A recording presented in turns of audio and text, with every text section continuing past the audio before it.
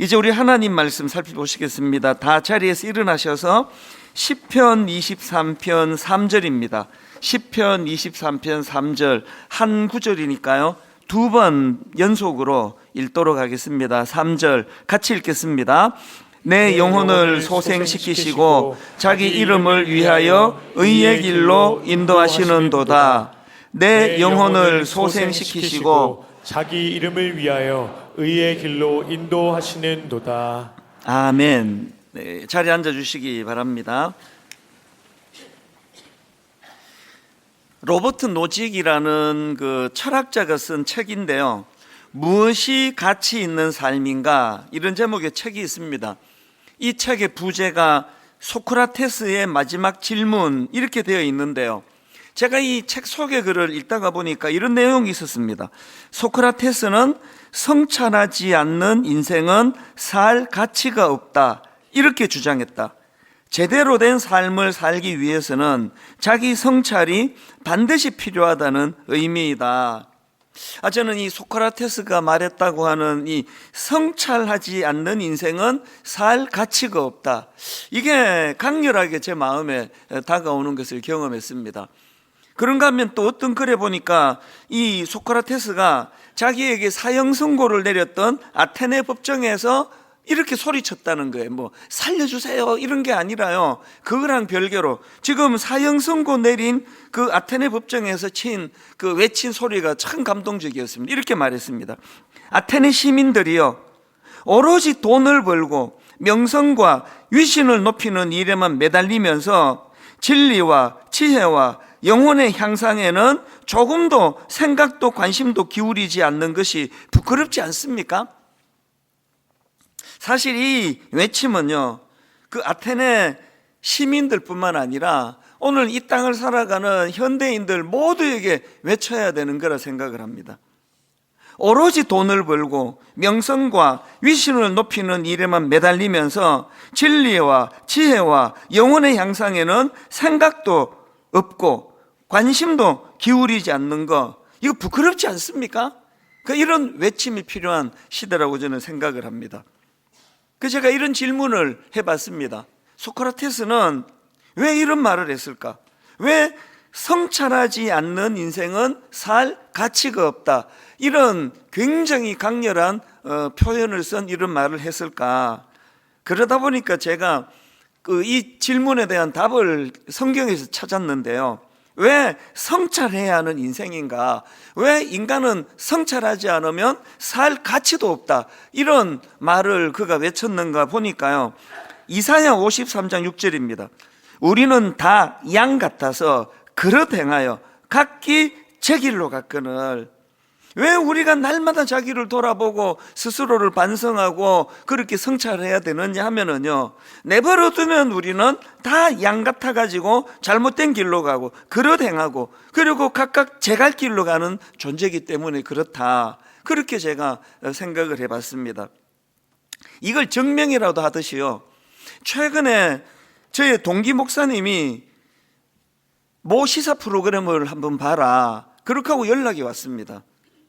그 프로그램을 봤더니요, 물론 저희 교단에서는 이단으로 정죄된 단체 대표와 또 일부 목회자들 이야기인데, 그들의 성적인 타락과 물질적인 타락, 이걸 고발하는 내용인데요, 저도 여러 이런 비슷한 프로그램을 봤지만 이번 프로그램은 그야말로 역대급입니다. 가슴이 벌렁거리는 거예요.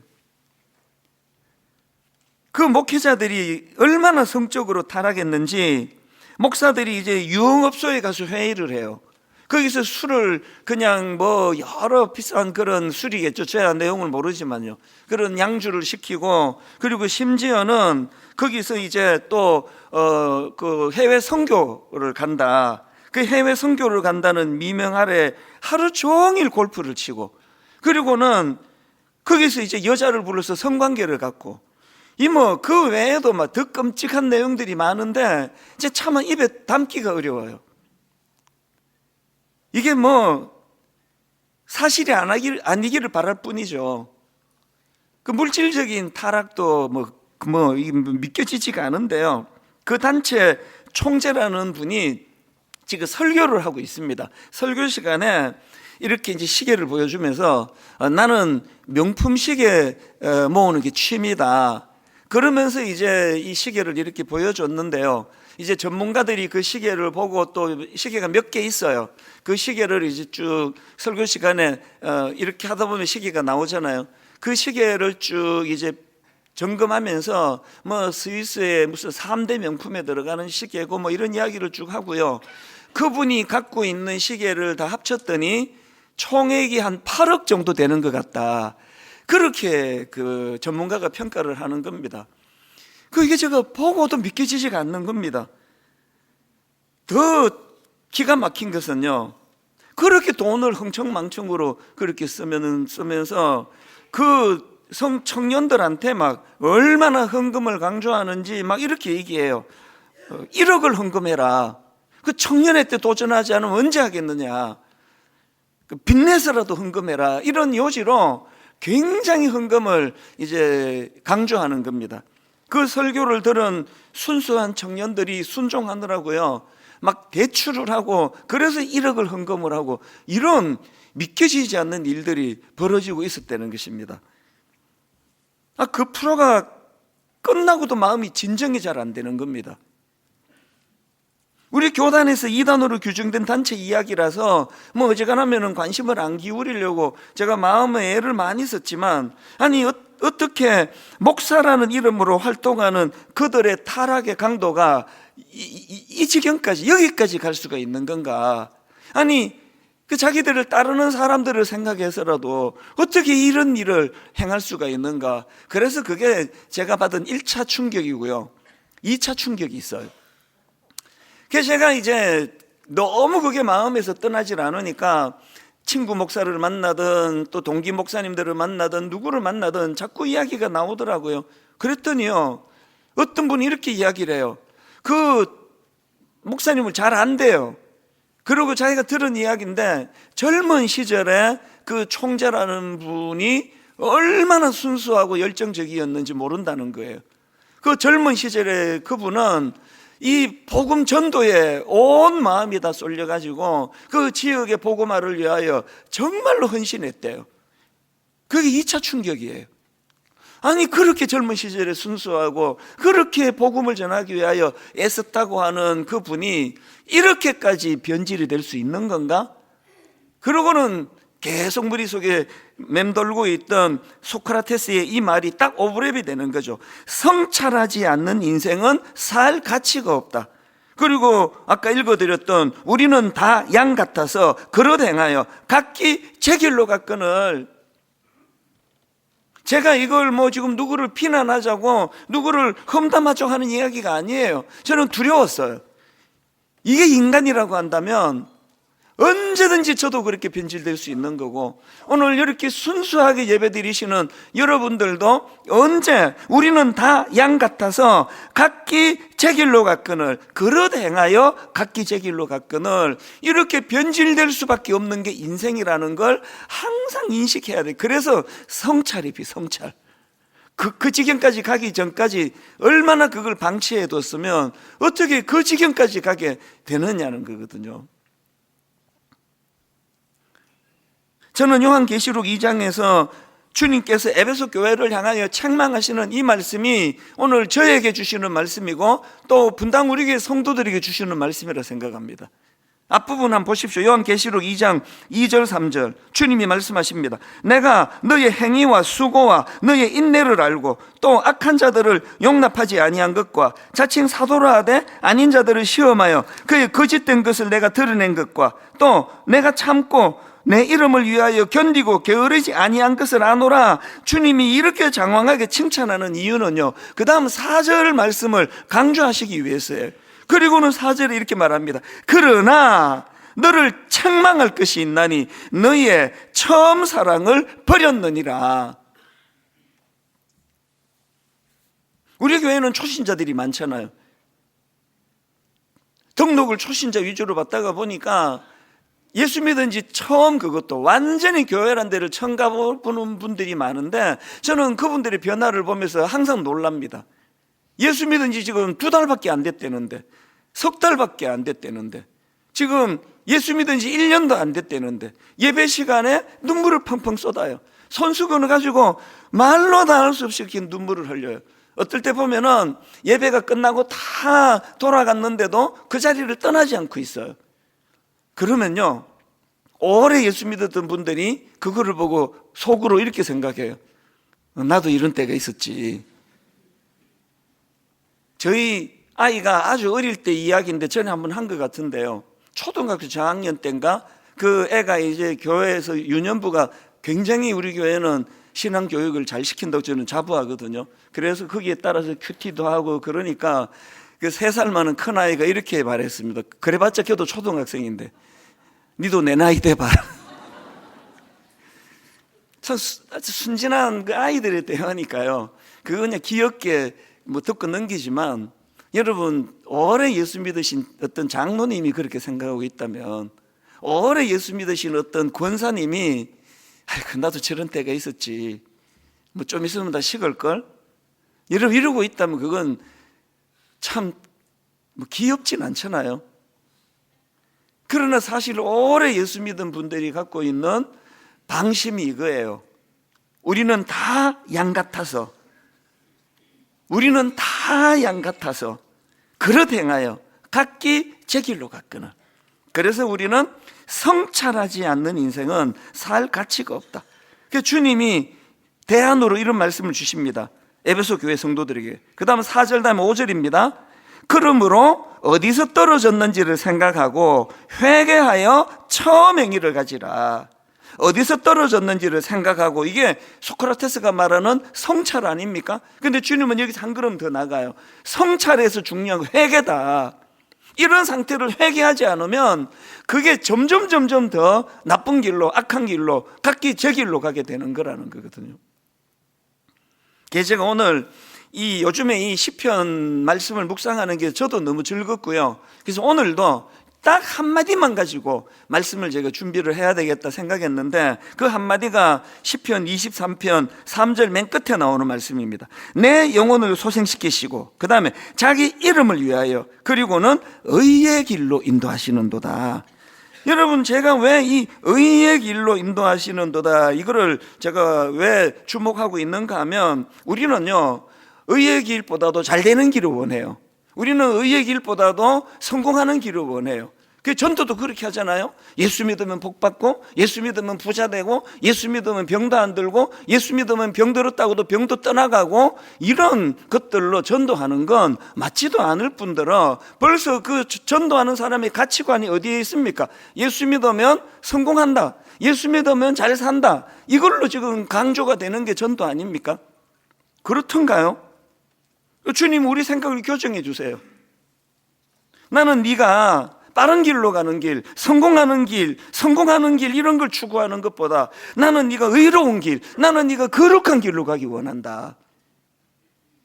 오늘 우리 이 시대가 부추기는 게 그거 아닙니까? 어느 길로 가야 성공하고 어느 길로 가야 지름길로 가고, 그리고 우리나라 말에 이런 말 있지 않습니까? 뭐로 가도 서울만 가면 된다. 뭐 남의 눈에 눈물을 흘리게 만들던, 누구에게 상처를 주건 성공만 하면 되는 거 아니냐? 예수 믿는 사람 입에서는 나와서는 안 되는 이야기예요. 고린도 1장 2절은요 교회란 무엇인가를 설명할 때 자주 인용하는 내용인데 한번 들어보십시오. 고린도에 있는 하나님의 교회, 그 다음 보세요. 곧, 이게 뭘 의미합니까? 그 하나님의 교회가 이렇다는 거죠. 고린도에 있는 하나님의 교회, 곧 그리스도 예수 안에서 거룩하여지고 성도라 부르심을 받은 자들과, 그 다음에 보세요. 또 각 처에서 우리의 주 곧 그들과 우리의 주 대신 예수 그리스도의 이름을 부르는 모든 자들에게, 여기 보니까요 하나님의 교회 그리고 곧 그리고 설명하는 걸 보니까 우리가 생각하기 쉽듯이 교회가 건물이 아니네요. 그 임해동에 있는 그 분당 우리 교회 있잖아. 그건 틀린 말이에요. 그냥 생략해서 부르는, 정확하게 말하면 저와 여러분이 교회예요. 이 두 가지 특징을 말하는데, 예수님의 이름을 부르는 자들이 모임이 교회예요. 그리고 또 하나가 나오는데요, 거룩을 추구하는 사람들이 모인 모임이에요. 야망이 아니라 거룩을 추구하는 사람들이 모인 모임. 이게 교회래요. 그러니까요, 교회가 너무 화려할 필요가 없습니다. 아니요, 화려하면 안 돼요. 그럼 자꾸 오해하잖아요. 그 화려한 건물이 대단한 것처럼 건물은 중요하지 않습니다. 예수 그리스도를 내 인생의 주인이라고 고백하는 그 사람들의 모임이 교회예요. 그래서 우리 다락방에서 가정에서 모이면 거기가 교회예요. 학교를 빌렸었는데 여기가 지금 교회예요. 왜? 교회들이 모였으니까. 그렇다면은 우리가 추구해야 되는 건 당연히 예수 그리스도를 주님이라고 부르는 건 당연한 거고요. 또 하나가 뭐죠? 야망이 아니라 거룩을 추구하는 사람들이 모인 모임. 이게 교회라는 거거든요. 교회 다니는 사람들을 성도라 그러지 않습니까? 그러다가 이제 계급이 좀 높아지면 집사로 올라가요. 그래서 이제 성도님 했다가 집사님, 좀 올라가면 이제 권사님으로 올라가요. 제가 지금 이제 비웃는 거예요. 올라간다는 표현은. 그리고 이제 장로, 여러분 이제 굉장히 높은 호칭이죠. 그래서 이제 어떤 그 권사님 보고 성도님 그러면은 화를 내세요. 권사라 불러. 왜 그래? 내가 왜 성도야? 근데 여러분, 제가 아무리 생각하고 또 생각해 봐도요, 교회에서 불리어지는 호칭 중에 가장 아름다운 게 성도예요. 거룩할 성, 무리도. 그래서 이 성도라는 뜻은요, 거룩한 길을 따르는 사람들이에요. 그래서 어느 장로님 보고 성도님 그러면 막 감격하셔야 돼요. 아이, 민망하게 왜 그래? 난 그렇게 거룩하게 살지도 못했는데 애를 써볼게. 이렇게 가야 돼요. 계시는 우리 교회 한 성도 절반은 저보고 목사님 오늘 설교 잘 들었습니다. 그러고 한 절반은 성도님, 이찬수 성도님 오늘 설교 준비 많이 했네요. 그렇게 불리면 좋겠어요. 그러면 저보고 여러분이 성도라 부르면 매번 뜨끔뜨끔해져야 옳아요. 거룩할 성, 무리도. 거룩한 길을 따르는 사람이 성도라고 한다면 세상에서 뭐 교회가 계급이 있습니까? 성도 다음에 집사고 집사 다음에 권사고 뭐 이런 거 없습니다. 교회는 계급이 아니에요. 직분이 있을수록 점점 낮아지는 그거 아닙니까? 분당 우리 교회는 거룩을 추구합니까? 분당 우리 교회는 주님이 우리를 그저 돈 많이 버는 길로 인도하지 않으시는 거, 그게 그렇게 속상한 분 안 계세요? 그 로또 사면 막 예수 믿는 사람이 1등부터 10등까지 매번 당첨돼야 되는 거 아닙니까? 안 믿는 사람은 절대 당첨되면 안 되죠. 3절을 제가 다시 읽어드리면요, 내 영혼을 소생시키시고 자기 이름을 위하여 부자의 길로 인도하시는도다. 로또 당첨의 길로 인도하시는도다가 아니에요. 의의 길로 인도하시는도다예요. 여러분은 거룩을 추구하는 존재라 그러는데 이름에 걸맞게 살아가십니까? 제가 목사로서 굉장히 중요하게 생각하는 성경 구절 아마 여러분 다 아실 텐데요. 디모데후서 2장 20절 21절입니다. 큰 집에는 금그릇과 은그릇뿐 아니라 나무그릇과 질그릇도 있어 귀하게 쓰는 것도 있고 천하게 쓰는 것도 있나니, 그러므로 누구든지 이런 것에서 자기를 깨끗하게 하면 귀히 쓰는 그릇이 되어 거룩하고 주인의 쓰심에 합당하며 모든 선한 일에 준비함이 되리라. 세상은요, 금그릇이 귀한 그릇이에요. 그리고 아무 값어치도 없는 그거는 천한 그릇이에요. 그래서 뭐 아주 싸구려 그런 그릇이 깨지면 하나도 안 아까워요. 그러나 금그릇에 금이 가면 굉장히 마음이 아프죠. 그거는 물질적인 거기 때문에 그래요. 이걸 지금 빗대가지고 이런 말씀을 하십니다. 하나님 나라에서는 금그릇이 귀한 게 아니라 깨끗한 그릇이 귀한 거다. 이게 하나님 나라의 가치관입니다. 그럼 왜 이런 가치관이 중요합니까? 베드로전서 1장 15절 한번 보십시오. 하나님 이런 말씀하십니다. 오직 너희를 부르신 거룩한 이처럼 너희도 모든 행실에 거룩한 자가 되라. 기록되었으되 내가 거룩하니 너희도 거룩할지어다 하셨느니라. 하나님이 당신의 정체성을 가지고요, 내가 능력자니 너희도 능력자가 되거라, 내가 성공한 자니 너희들도 성공한 자가 되리라, 이렇게 말씀하지 않으세요. 내가 거룩하니 너희들도 거룩하거라. 복권은 당첨돼도 되고 안 돼도 돼요. 스포츠 하면서 막 하나님 우리 팀 이기게 해주세요. 기도해봐야 소용없습니다. 그건 무슨 재미예요? 맨날 이기기만 하면. 그냥 그건 재미로 보는 거예요. 그런 거에다가 마음을 쓰는 거 아니에요. 그냥 하나님, 저는 둘러가도 좋은데 깨끗한 그릇이 되기 원합니다. 여러분, 부자 성도도 있고 가난한 성도도 있잖아요. 그게 무슨 뜻이에요? 하나님 나라에서 그게 별로 중요하지 않다는 거 아닙니까? 그 가난한 게 기준이 되고 부자가 기준이 된다면 그게 교회입니까? 그게? 그런 교회는 문 닫아버려야죠. 하나님 앞에서 우리는 어떤 양상을 띠고 살아가는가, 다 훈련인데 이런 거예요. 저 사람이 부자인데 거룩한 부자예요. 저 사람이 가난한데 거룩한 부자. 저 사람이 가난한데, 아까 내가 부자를 먼저 했죠? 저 사람이 가난한데 거룩한 가난한 사람이에요. 모든 우리 삶의 기준이에요. 저 사람이 설교를 좀 잘하는 목사인데 거룩한 목사예요. 저 사람이 설교를 좀 잘 못하는 목사인데 거룩한 목사예요. 이게 기준이에요. 다시 묻습니다. 여러분, 거룩하세요? 내 영혼을 소생시키시고 자기 이름을 위하여 의의 길로 인도하시는도다. 제가 묵상하다 깨달았죠. 아무리 믿음 좋다고 설치고 막 철학교도 나오고 막 새벽교도 나오고 막 온갖 것 다 해도요, 그 사람이 의롭지 않으면, 거룩하지 않으면 그 사람은 하나님의 인도를 받는 사람이 아닙니다. 왜? 하나님이 선한 길로 인도한다 그러시잖아요. 의로운 길로 인도한다고 말씀하시는 거거든요. 창세기 6장 9절에 보니까요, 이것이 노아의 족본이라. 노아는 의인이요 당대의 완전한 자라. 정말 부러워요. 이 겉만 보고 판단하는 인간은 뭐 아무렇게나 평가할 수 있지만 하나님은 중심을 보시는데, 그 내면 깊은 곳을 보시는 하나님께서 노아 보고 너는 의인이다. 이 사람은 의인이다. 이 사람은 완전한 자다. 이런 평가 한번 받아봤으면 뭐 더 이상 뭘 더 바라겠냐고요. 여러분, 이런 평가 바라시나요? 바로 그 다음에 비결을 또 말씀해 주셨습니다. 자, 액센트를 바꾸어서 6절을 다시 한번 보십시오. 9절을 다시 한번 보십시오. 이것이 노아의 족본이라. 노아는 의인이요 당대의 완전한 자라. 그는 하나님과 동행하였으며예요. 하나님과 동행하는 그 자가 의인이고 하나님과 동행하는 그 자가 당대의 완전한 자래요. 어떻게 이런 일이 일어나느냐고요? 말씀하셨잖아요. 내가 거룩하니 그 거룩한 자를 닮아가지고 그 거룩한 자와 동행하면은 거룩을 닮아간다는 거거든요.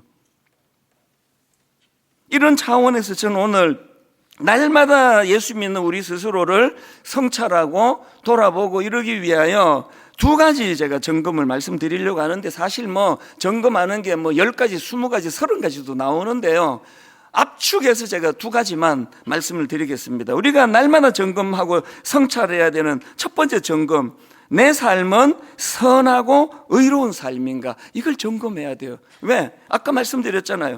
자기 이름을 위하여 의의 길로 인도하시기 때문에 내가 의롭지 않으면 나는 하나님의 인도함을 받는 사람이 아니에요.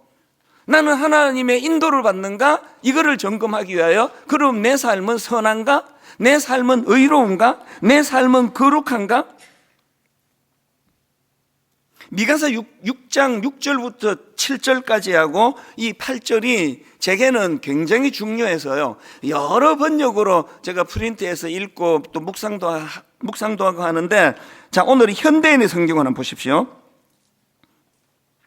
이 물질적이고 과시하기 좋아하고 또 가시적인 가치관을 가진 인간의 관심을 한번 느낄 수 있습니다. 6절 7절에서 한번 보십시오.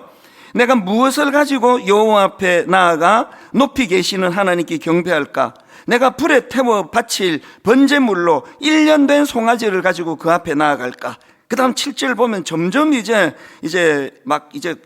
풍성해집니다. 내가 수천 마리의 수양이나 강물처럼 많은 감난 기름을 가지고 간다면 여호와께서 기뻐하실까? 내 허물과 영혼의 죄를 위해 내 몸의 열매인 마다들을 바칠까? 이런 물질적이고 과시적이고 가시적인 가치관을 가지고 질문하는 그 인간들을 향한 하나님의 대답을 한번 보십시오. 8절에서 하나님 이렇게 말씀하십니다. 사람들아, 여호와께서 선한 것이 무엇인지 너희에게 보이셨다. 내가 너희에게 구하는 것은 옳은 일을 행하며 한결같은 사랑을 보이고 겸손한 마음으로 너희 하나님과 교제하며 사는 것이다.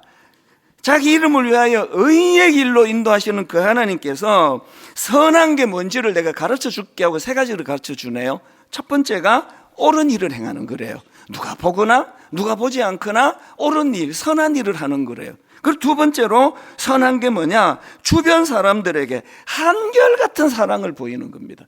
그래서 제가 교회 오실 때 너무 비싼 옷은 입고 오지 말라 그러잖아요. 너무 비싼 옷을 입고 오면 그런 형편이 안 되는 분들이 위축이 되기 때문에 그런 분들까지도 고려하는 그게 하나님 입장에서 선한 일이에요.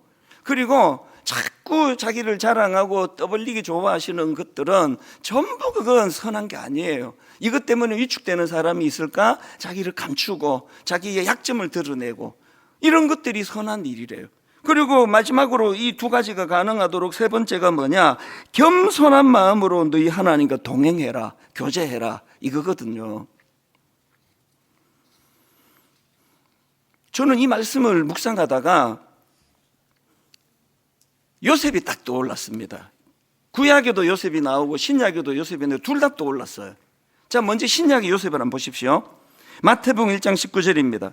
그의 남편 요셉은 의로운 사람이라 그를 드러내지 아니하고 가만히 끊고자 하여. 여러분, 이 구절을 이해하시려면요, 그 당시 유대인들의 결혼 제도를 아셔야 돼요. 그 당시 유대인들의 결혼은 정혼과 결혼이라는 두 단계로 진행이 됐습니다. 우리도 옛날에는 약혼이라는 걸 참 중요하게 생각했던 적이 있는데 요즘은 잘 모르겠네요. 그런데 이 정혼은요, 이 약혼과 좀 비슷한 거지만 이게 훨씬 강력합니다. 왜냐하면 이게 정혼을 하면 그때부터 법적인 효력이 나타나요. 우리로 치면 이제 뭐 동사무소에 가서 혼인신고하는 거랑 뭐 비슷하다고 할까요? 그렇게 한 1년 정도를 정혼한 상태로 지내는데요, 놀랍게도 같이 살지 않아요. 그리고 성적인 관계도 갖지 않습니다. 그 1년을 이제 기다렸다가 한 1년 가까이를 뭐 기다리는 거겠죠. 그랬다가 이제 결혼을 하게 되는데요, 지금 본문에서 그의 남편 요셉은 의로운 사람이 남편이라고 썼지만요, 이건 결혼한 상태가 아니라 정혼한 상태예요. 이미 법적으로는 이 부부의 효력이 나타나는 그런 상황이지만 정식 결혼은 아직 안 한 상태인데 지금 이 남자가 억장이 무너지는 일을 만난 거거든요. 그렇게 순결하다고 믿었던 마리아가 임신을 했어요. 나는 지금 순결을 지키느라고 결혼하기 전까지 이 여자를 어떻게 하질 않는데 그럼 누구랑 임신한 거야? 한번 상상을 한번 해보세요. 뭐 억장이 무너지는 거 아닙니까? 마리아야 뭐 그 성령의 인도하심을 따라서 그것들이 다 충만하다고 치지만 요셉이 그거 어떻게 아느냐고요. 그리고 막 그거를 설명할수록 마음이 더 힘들 것 같아.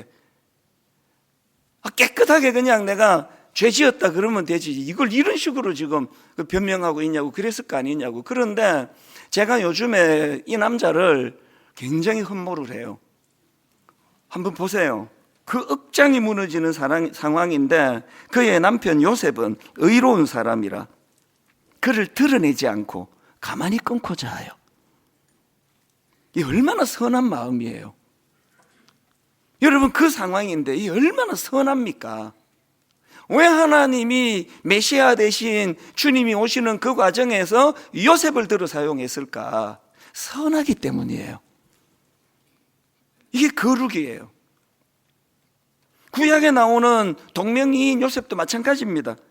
어릴 때 배다른 형제들이 자기를 죽이려고 그러고 또 인신매매로 팔아버렸는데 나중에 입지전적인 인물이 됐습니다. 권력자가 됐습니다. 그랬더니 그 배다른 형제들이 보복이 두려워서 부들부들 떨고 있는데요, 그들에게 하는 요셉의 말을 한번 들어보세요. 창세기 50장 19절. 요셉이 그들에게 이르되 두려워하지 마소서. 이것도 대단한데요, 내가 하나님을 대신하리니까 사족을 붙여요. 용서가 이게 안 되는 일인 것 같은데 뭐라고 이야기합니까? 두려워 떨고 있는 배다른 형제들에게 형님들 두려워하지 마세요. 그리고 나 다 용서했습니다. 이것도 대단한 건데요, 이건 내 소관이 아닙니다. 이건 내가 하나님 대신하겠습니까? 하나님 하신 일이니까 저하고는 상관없습니다. 마음 푸세요. 뭐 다 차치하고라도 얼마나 선합니까 이게. 저는 선량한 사람 되기를 원해요. 그래서 우리 교회 교역자들을 청빙할 때도 큰 기준 중에 하나가 선한 사람이에요. 그 뒷조사를 얼마나 많이 하는지 몰라요. 뭐 아무리 설교 잘하고 뭐 공부 잘하고 대단한 거 있어도요, 선하지 않는 사람은 안테나에 걸리면 청빙하지 않습니다. 우리 목사님들 한번 보세요. 안 선한 분이 있습니까? 딱 떠올려지는 이분인데 안 선한데 그런 분이 뭐 있을지 없을지는 몰라도 오해일 확률이 많아요. 전반적으로 우리 교회 교역자들은 다 제가 보기에, 가까이서 보기에 참 선해요. 그리고 저 자신도 늘 기도 제목이 하나님, 제가 선량한 목사가 되기를 원합니다. 이 선함이 얼마나 중요한지 모릅니다. 그래서 우리가 의의 길로 인도함을 받는다면 내면과 외적인 표현이 다 나타나야 돼요. 이 외면은요, 내가 거룩하니 너희도 거룩할지어다. 내 내면이 아름다워야 돼요. 그래서 저는 저희 교회 시무장로님이 새로 피택이 되면 항상 기도해요. 하나님, 집사로 계실 때 멀찍이서 저를 보던 저분이 이제 당회로 들어오셔서 가까이서 저를 볼 때 이것이 저분에게 시험이 되지 않기를 원합니다. 멀리서 보나 가까이서 보나 하나님, 참 어렵긴 하지만 한결같기를 원합니다. 제 아내가 저를 보는 평이나 멀리서 예배드리는 어떤 성도님이 보는 저나 너무 차이가 나지 않기를 원합니다. 그 기도가 필요해요. 왜? 거룩은 내면에서부터 시작이 되니까요. 그런데 여러분, 또 하나가 더 있습니다. 이것이 대인관계로 나타나야 돼요. 사도행전 11장 24절을 보십시오. 바나바는 착한 사람이요. 여기도 지금 선한 사람이 나오네요. 바나바는 착한 사람이요, 성령과 믿음이 충만한 사람이라. 제가 어느 자료에 보니까요, 여기 나오는 착한 사람 할 때 이 착한을 헬라어로 보면은 이 두 가지 면이 다 이루어지는 거래요. 내면의 선함과 동시에 외적으로 타인을 향한 이타적인 행위, 이게 포함된 덕성, 이게 여기서 말하는 착한 사람이래요. 그러니까 우리 내면은요, 내가 거룩하니 너희들도 거룩해라. 그래서 항상 주님 안에서 이런 거룩을 유지하려고 애씀과 동시에 이게 대인관계에서 어떻게 나타난다고요? 대인관계에서 어떻게 나타나야 착한 사람입니까? 그를 드러내지 아니하고 가만히 끊고 자요. 내 선함이 상대방에게 영향을 끼치지 않는다면 그 선함은 반쪽짜리예요. 그런가 하면 두 번째 점검할 게 있는데요, 우리 스스로에 대하여 늘 자기를 돌아보면서 내 삶은 선하고 의로운 삶인가? 이 첫 번째도 중요하지만 두 번째는 이겁니다. 이 점검을 해야 돼요. 내 삶은 인도하심으로 인한 돌이킴이 있는가? 왜 이런 제목을 제가 정할 수 있었냐 하면은, 여러분 이 3절을 화면에 한번 띄워봐 주십시오. 저 3절은 이렇게 구성이 되어 있습니다. 한가운데 있는 자기 이름을 위하여가 중심이에요. 하나님은 당신의 이름을 위하여 두 가지를 하시는데, 먼저 영혼을 소생시키시는 일을 하신다. 그리고 영혼이 소생된 사람이 그 뒤에 나오는 의의 길로 가도록 인도하신다. 그런데 여러분 여기서 중요한 게요, 그 앞에 나오는 내 영혼을 소생시키시고, 이게 썩 잘된 번역이 아니에요. 히브리어로 여기 나와 있는 소생시키시고 할 때 소생은 슈브라는 단어인데요, 이 슈브라는 단어는 돌아오다라는 뜻을 가진 단어입니다. 그러니까 내 영혼을 소생시키시고 할 때 이게 뭔가 살리는 차원의 말씀으로 그렇게 들려지는데 정확한 번역이 아니에요. 이거는요, 내 영혼을 소생시키는 게 무언가를 살리는 차원의 말씀이 아니고 원래의 자리로 돌아오게 하는 차원에서의 표현이에요, 이 슈브라는 게. 그러면 하나님은 당신의 이름을 위하여 엉뚱한 길에 가 있는 걸 제자리로 돌리는 일을 먼저 하시고, 그렇게 제자리로 돌아와서는 그가 어떻게 해요? 의의 길로 가는 걸 도와주시는 거예요. 그래서 우리는 날마다 주님 앞에 자기를 돌아봐야 됩니다. 내 삶은 인도하심으로 인한 돌이킴이 있는가?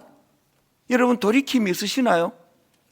그리고 돌이킴이 있다면 거기서부터는 이제 의의 길로 가야 되는 거거든요. 이게 슈브예요.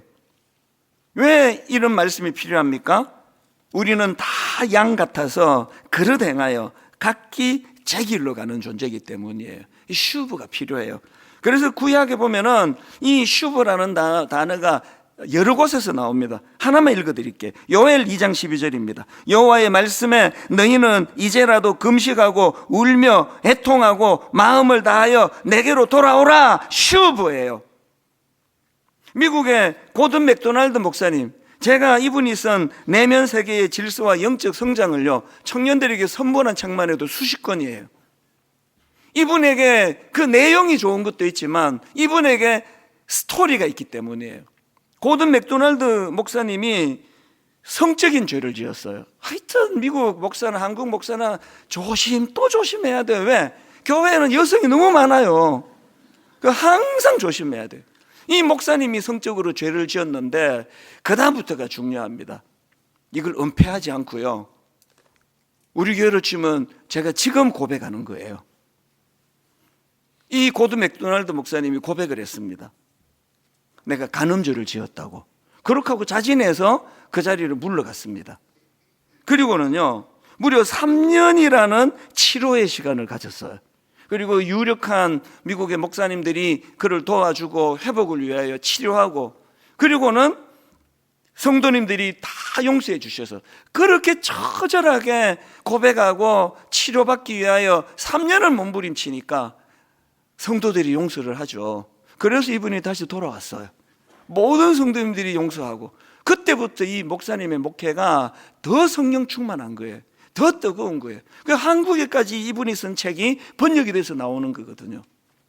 슈브가 없어요.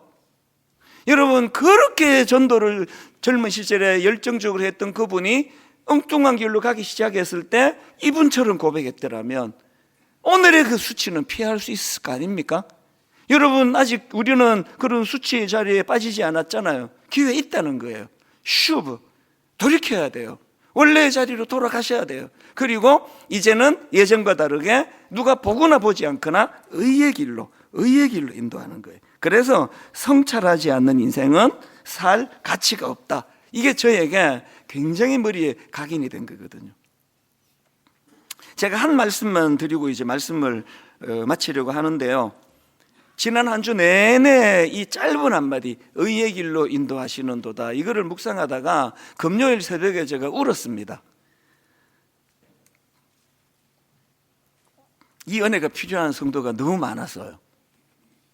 교회 안에는요, 엄청나게 방황하는 분도 계세요. 그래서 남자분이 저를 찾아와서 통곡을 하면서 우는 그런 마음 아픈 이런 성도는 계시고요, 그 정도는 아니라도 크고 작은 아픔을 다 갖고 계세요. 그리고 교회는 참 이런저런 일로 방황하는 분들이 많으세요. 새벽에, 금요일 날 이 새벽에 이걸 묵상하다 하고 있는데 하나님이 저에게 찬양 하나를 주셨습니다.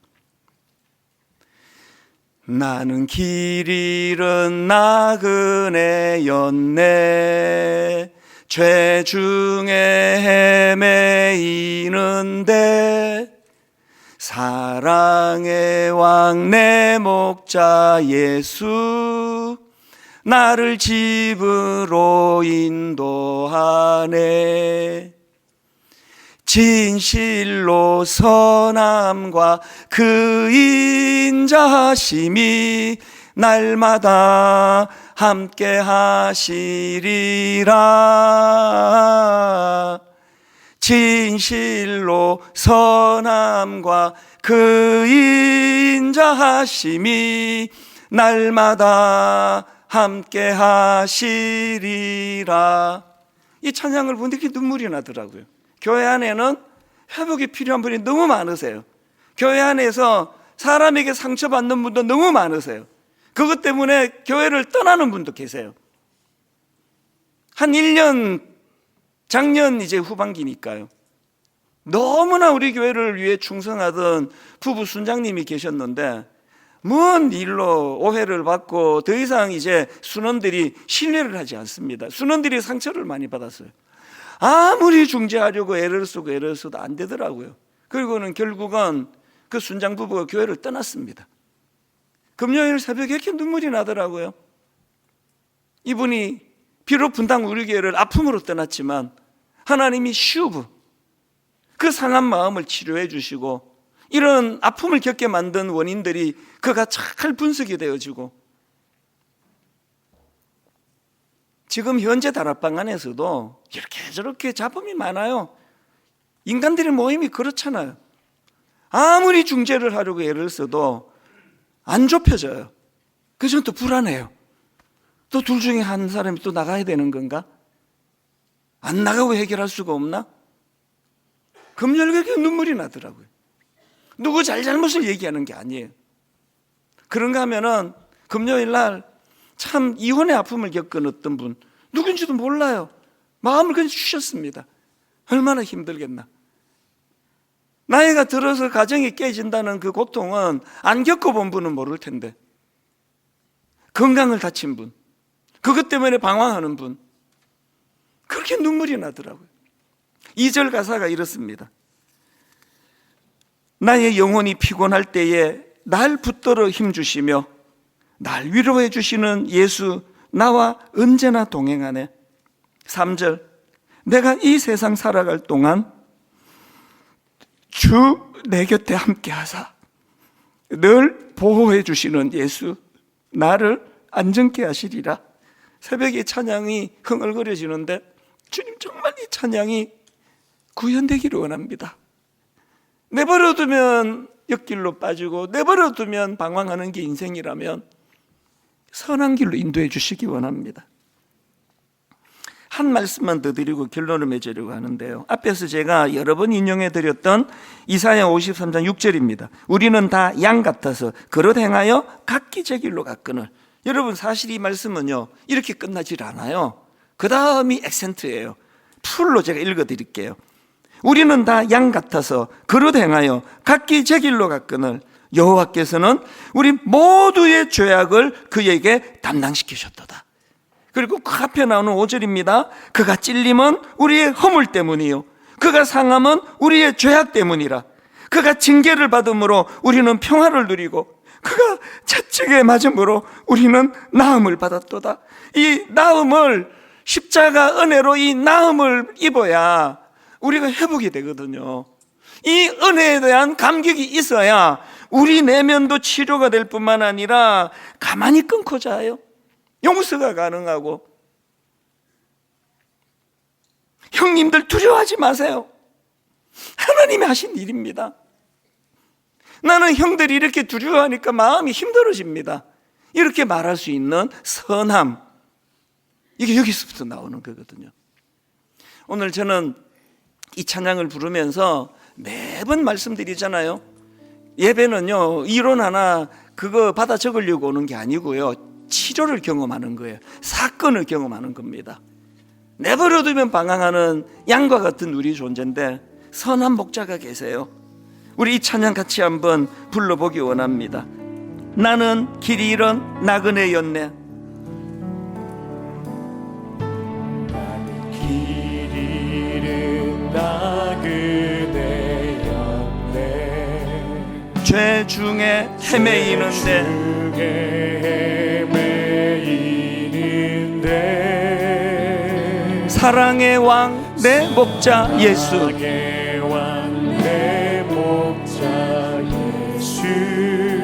나를 집으로 인도하네. 선한 목자 되신 그분을 이렇게 노래합니다. 진실로 선함과 그 인자하심이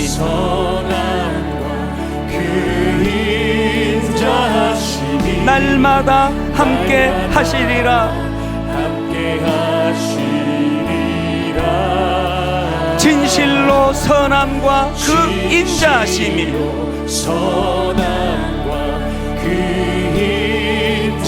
날마다 함께 하시리라. 영원토록 주 안에 내가 거하리라. 영원토록 방황하기 쉬운 인생길에 영원토록 주 안에 나 안식하리라. 진실로 선함과 그 인자하심이 날마다 함께 하시리라. 우리 2절 이렇게 노래하기 원합니다. 나의 영혼이 피곤할 때에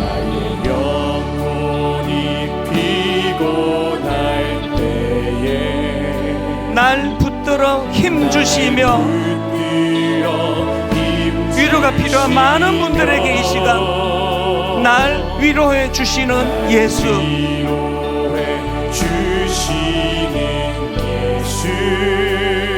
나와 언제나 동행하네. 우리 2절 한 번 더 다시 한번 이렇게 처음부터 부르기 원합니다. 나의 영혼이 피곤할 때에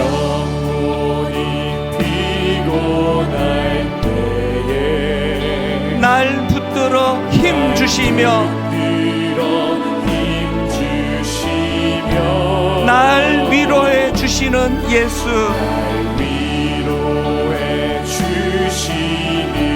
나와 언제나 동행하네.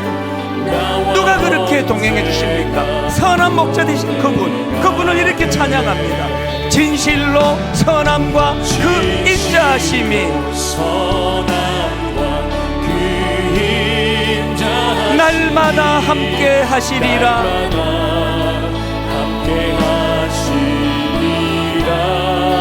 진실로 선함과 그 인자하심이 날마다 함께 하시리라. 영원토록 주 안에 내가 거하리라.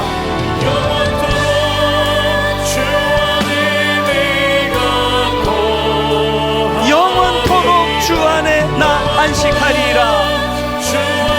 피곤하고 지친 인생길 가운데 선한 목자 되신 주님, 진실로 선함과 그 인자하심이 날마다 함께 하시리라. 날마다 함께 하시리라. 약한 나로 강하게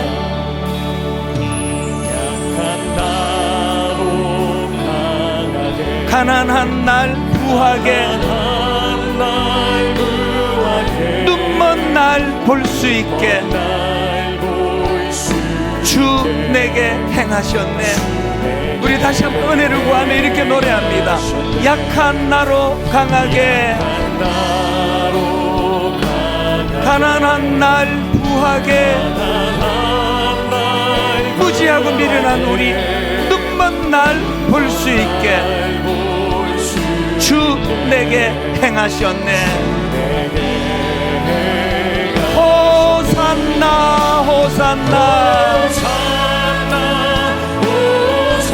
죽임당한 어린 양 호산나 호산나 예수 다시 사셨네. 우리 다 자리에서 일어나셔서 약한 나로 강하게 가난한 날 부하게 미련하고 연약한 우리 눈먼 날 볼 수 있게 주 내게 행하셨네. 우리 다시 한번 우리 자신을 돌아보며 이렇게 노래합니다. 약한 나로 강하게 가난한 날 부하게 눈먼 날 볼 수 있게 주 내게 행하셨네. 마음을 다하여 십자가 은혜를 의지합니다. 호산나 호산나 호산나 죽임 당하버린 호산나 호산나 호산나 예수 다시 호산나 호산나 호산나 주